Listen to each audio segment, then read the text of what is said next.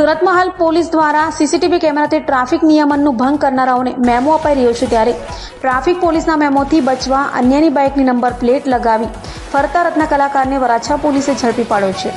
Number plate જેના નામની ગાડીની હતી તેના ઘરે 5 મેમો આવતા સમગ્ર મામલો સામે આવ્યો હતો.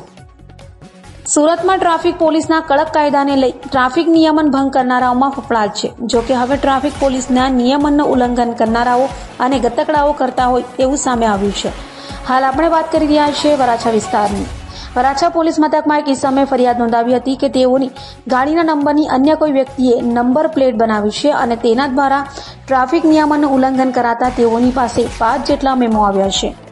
જે સમયે તેઓની મોપેડના મેમો આવ્યા તે સમયે તેઓની મોપેડ ઘરે હતી, જેથી વરાછા પોલીસે ત્વરિત તપાસ હાથ ધરી હતી અને ઉપરોક્ત નંબરવાળી ગાડી લઈ ફરતા કાપોદ્રા વિસ્તારમાં રહેતા રત્ન કલાકાર પ્રિતેશ હિંમત સીતાપરાને ઝડપી પાડ્યો હતો અને પૂછપરછ કરતા તેણે કબૂલાત કરી હતી કે ટ્રાફિકના મેમોથી બચવા માટે તેણે બીજાની નંબર પ્લેટનો ઉપયોગ કરવાનું નક્કી કર્યું હતું અને પોતાની મોપેડ પર ફરિયાદીની મોપેડની નંબર પ્લેટ લગાવી ખુલ્લેઆમ ફરતો હતો.